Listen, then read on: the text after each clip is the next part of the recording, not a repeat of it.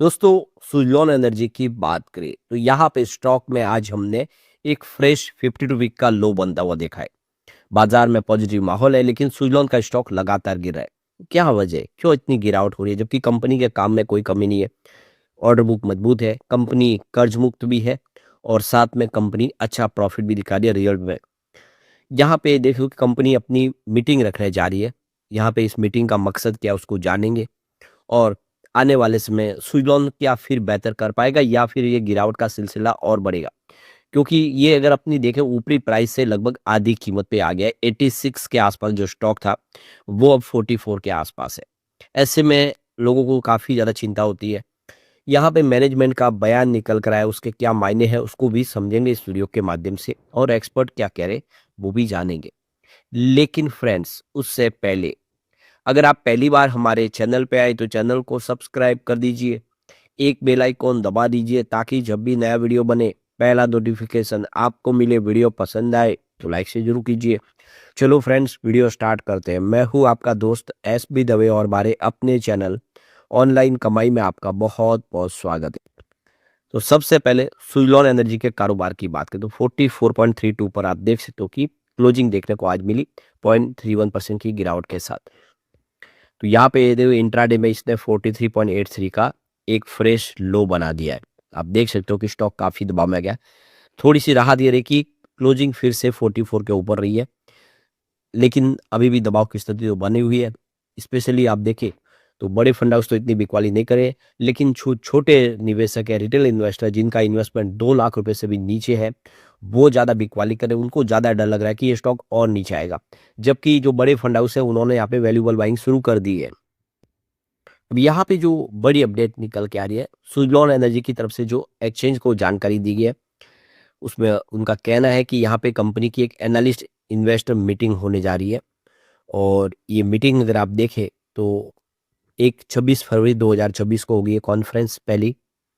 और ये कॉन्फ्रेंस जो ऑर्गेनाइज करे वो है कोटक सिक्योरिटीज। तो कोटक सिक्योरिटीज के माध्यम से ये कॉन्फ्रेंस होने जा रही है 26 फेब को और ये फिजिकल मीटिंग होगी जिसमें आप देख सकते हो कि सामने बैठ के मीटिंग होगी, कुछ बड़े फैसले लिए जाएंगे। काफ़ी बड़ा इवेंट होने जा रहा है। कंपनी अपने बिजनेस को लेकर काफ़ी संभावना तलाश रही है। सेकंड जो यहाँ पे इवेंट होने जा रहा है वो होगा 10 मार्च 2026 और 11 मार्च 2026। तो ये 2 दिन का इवेंट होने जा रहा है और इसको यूबीएस ऑर्गेनाइज करेगा। तो देख सकते हो कि एक बड़ा इवेंट और होगा, ये भी फिजिकल रूप से होने जा रहा है। तो कंपनी कुछ बड़ी रणनीति बना रही है लगातार। आप देखें यहाँ पे अब कंपनी की मीटिंग का दौर शुरू हो चुका है। कंपनी की तरफ से यहाँ पे कहा गया है इस मीटिंग के दौरान जो है प्राइस सेंसिटिव कोई भी ज़्यादा यहाँ पे कोई डिस्कस नहीं होगा। तो जो भी होगा आप देखें नियम के दायरे के अंदर होगा। सेबी के जो रूल्स बने हुए हैं, रूल्स रेगुलेशन 2015 के तहत जो एक्सचेंज को जानकारी देनी चाहिए वो जानकारी यहाँ पे कंपनी ने शेयर कर दी है। तो यहाँ पे यूएस की सुप्रीम कोर्ट ने डोनाल्ड ट्रंप के टैरिफ को इलीगल घोषित कर दिया, जिसकी वजह से देखें तो बाजार में पॉजिटिव माहौल बना और आप देखें यहाँ पे सेंसेक्स निफ्टी में 0.6% की अच्छी तेजी भी देखने को मिली, लेकिन इसका असर सुज़लॉन के शेयर पे बिल्कुल देखने को नहीं मिला। तो सुज़लॉन के शेयर में आप देखें तो ज़बरदस्त गिरावट हुई है। अपनी जो इसने हाई बनाई हुई जो 52 वीक का इसका हाई बना था 74.30 का, जो मई 2025 में इसने बनाया था, वहाँ से 41% स्टॉक स्लिप हो चुका है। यानी इसमें काफ़ी बड़ी गिरावट हुई है और आप देखें इसने एक फ्रेश आज लो बना दिया। लास्ट 1 ईयर में देखें तो यहाँ पे 20% की स्टॉक के अंदर गिरावट हुई है, जबकि पिछले 3 महीनों में भी देखें तो यहाँ पे आपको 20% की गिरावट ऑलरेडी देखने को मिलेगी। 1 मंथ के हिसाब से भी 3% की गिरावट हो चुकी है। अगर आप देखें तो ये लगातार कमज़ोर साबित हुआ है, लेकिन पिछले 5 सालों में अगर देखें तो एक बड़ा मल्टीबैगर था। 816% का इसने बम्पर रिटर्न दिया था। यानी लोग लगातार सुज़लॉन की बातें करते थे। सुज़लॉन का शेयर जो 1-2 रुपए के आसपास था, वो रोज़ दौड़ा। 2-3 साल तक तो देखें उसने काफ़ी अच्छी दौड़ लगाई। भले बीच में थोड़ा-सा कंसोलिडेशन होता था, थोड़ा-सा प्रॉफिट बुकिंग आता था, लेकिन फिर दौड़ना शुरू हो जाता था। तो स्टॉक 86 तक चला गया। लेकिन अब आप देखें तो वो 86 का स्टॉक लगातार गिरते हुए 43 तक आज आ गया है, जिससे लोगों को लगता है कि अभी और टेंशन बढ़ेगी। कुछ प्रॉब्लम है ज़रूर, उस प्रॉब्लम को भी आगे हम डिस्कस करने जा रहे हैं कि क्यों आखिर इस सेक्टर को प्रॉब्लम हो रही है।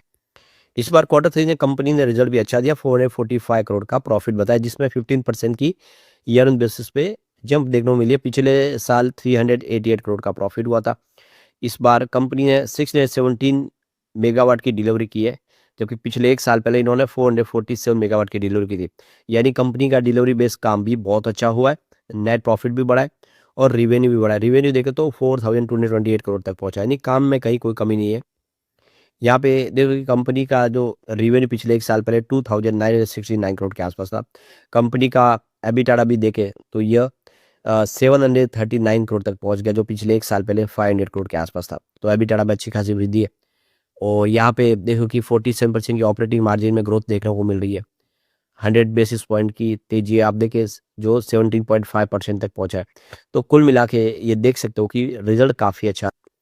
दिसंबर क्वार्टर तक कंपनी की ऑर्डर बुक भी 6.4 गीगावाट तक पहुंच चुकी है, जिसमें आप देखें तो कंपनी का S144 प्लेटफॉर्म पे 5.69 गीगावाट की इनकी ऑर्डर बुक है, जो इनका एक फ्लैगशिप प्रोडक्ट है। काफ़ी अच्छा, जब से इन्होंने लॉन्च किया S144 कंपनी का बिजनेस काफ़ी तेज़ी से बढ़ रहा है।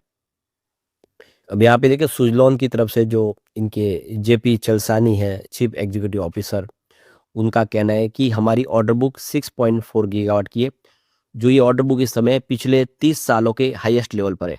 हमने जितने ऑर्डर इस बार प्राप्त किए, तो लगातार बेहतर हो रहा है। हमारी जो ईपी स्ट्रेटजी है कि हम 50% की अपनी जो रणनीति के तहत आने वाले समय 2028 तक 50% का योगदान ईपीसी का देखेंगे। तो इस समय 20% के आसपास जिसको बढ़ाना है, जिससे कंपनी का जो मार्जिन है वो बढ़ता हुआ दिखाई देगा। जेपी चलसानी का कहना है कि 25 गीगावाट के प्रोजेक्ट है जो पाइपलाइन में आने वाले समय ये कंप्लीट होंगे और सरकार की तरफ से सहयोग मिल रहा है, जिसकी वजह से हम तेजी से अपने काम को आगे बढ़ाएंगे। यहाँ पे सुजलॉन एनर्जी को लेकर नोमा अल्टरनेटिव का कहना है कि सुजलॉन को सरकार की बहुत सारी स्कीम का फायदा हो रहा है, जिसमें देखें तो यहाँ पे एफडीआरई जो स्कीम लाई गई है सरकार की तरफ से, यहाँ पे डिस्पैचेबल रिन्यूएबल एनर्जी, इसके अलावा राउंड दी क्लॉक यानी आरटीसी, इसके अलावा हाइब्रिड टेंडर जिसमें पीएसयू कंपनियों की तरफ से जो टेंडर जारी किए गए, उन सब का कंपनी फ़ायदा उठा रही है। कंपनी सीएनआई सेगमेंट में अच्छा काम कर रही है, इसका 51% का योगदान है। तो ये देख सकते हो कि आने वाले समय कंपनी जो देख सको कि 8 से लेके 10 गीगावाट के आने वाले 2 से 3 साल में जो सोलर प्लस जो बीएस के प्रोजेक्ट हो गए, जिसमें कंपनी को बड़ा ही सफलता मिल सकती है और प्रोजेक्ट को प्राप्त कर सकती है। अगर सब कुछ ठीक है तो फिर प्राइस क्यों नहीं बढ़े? तो कुछ चैलेंजेस है, ये आपको ध्यान रखना चाहिए।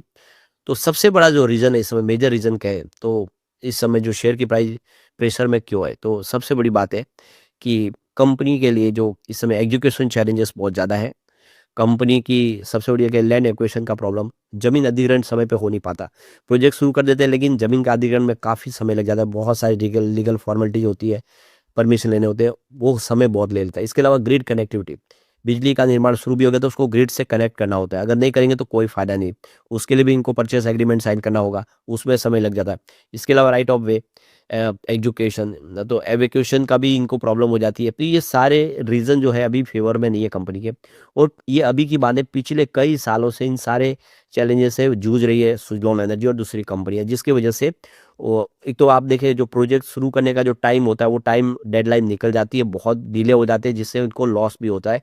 प्रोजेक्ट में फ़ायदा होना चाहिए वो फ़ायदा हो नहीं पाता है।